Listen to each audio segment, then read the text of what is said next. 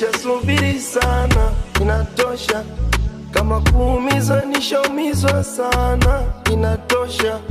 Kama kushare mapenzi nishashare sana, inachosha. Shafanya kila kitu ila ikashindikana, inachosha.